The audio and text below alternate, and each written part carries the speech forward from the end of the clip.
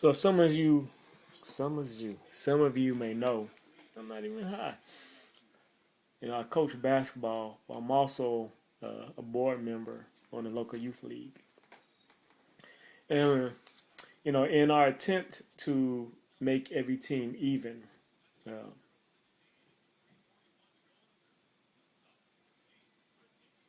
to create parity, we have certain rules in place. First, we have evaluations where we rate the players. So we have the highest rated, and then we go on down to the lowest rated, and then we have a draft. So you can draft within each round. Like I said, to give everybody a fair chance of getting a good player and giving a lesser skilled player on a team. Like I said, even it out. And we even have rules where if someone has what we call a property player, which is generally their son, and maybe one player like their son's best friend or somebody out of mine.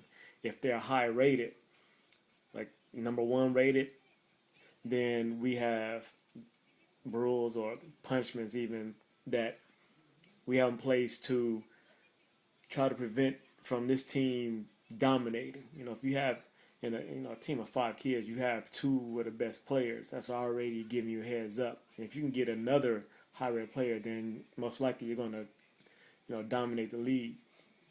So we have things in place to prevent this. But there are things that can occur that it's like a luck of the draw. Where everything aligns, where there will be teams. Usually, there's a team every year that is that's just dominating, and just things happen to work out that way. You might have two siblings, and then something happens to another kid. So um,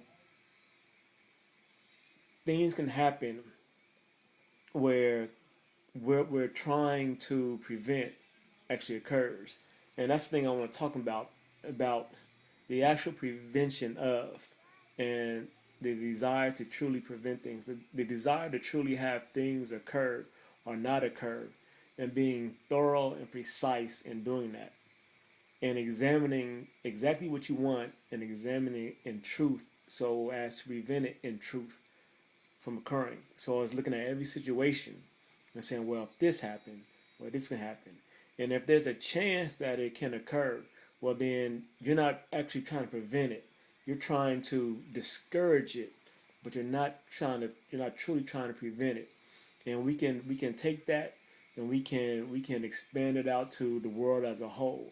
When we look at rules and laws and regulations and things, and and if there is a chance, there's opportunity for it to happen, then in actuality, no matter what we say, ultimately our actions in truth, and how the truth speaks of our actions dictates exactly what's going to occur, or our true nature. Um, you can apply it to Katrina happened back then, and what is it, Sandy now happening now. The subways are flooded. All right. Ultimately, we don't want the subways to flood in New York, right? Um, the truth dictated that there's a chance that a hurricane could hit New York because it is based near the ocean. Hurricanes happen in the ocean. Hurricanes come up and down the coast that occur. So if an extreme one occurred, it could send water in to flood the subways. So this should have been known in truth. Just like the levees and Katrina, it should have been known what is possible to occur. And it just takes examining the truth. Examine the truth of the possibilities. Not that it will, but that it could. And many things can happen.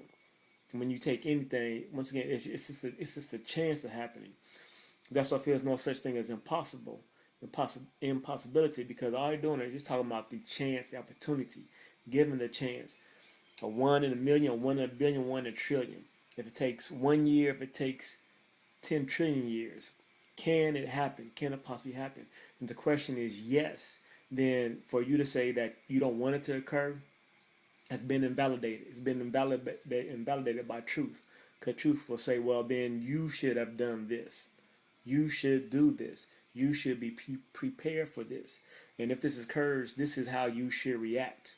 And so, like I said, this micro situation dealing with this little youth basketball league is indicative of the macro of how we deal as a world. As we'll talk big game. We'll talk about how things you want. We'll talk about issues of love and caring and and justice and this and that. But if you examine it all, if you examine it all in truth, you will see that this isn't true. The truth is, there's always something counter to that occurring. Why? Because we haven't fully embraced truth. We haven't fully taken truth within ourselves and become one with truth and taken it within, so that all our actions, all our thoughts, all our our our speech is based in truth. That all we listen for is truth. So like I said, and I said before, what you see in the micro, you also see in the macro, and vice versa.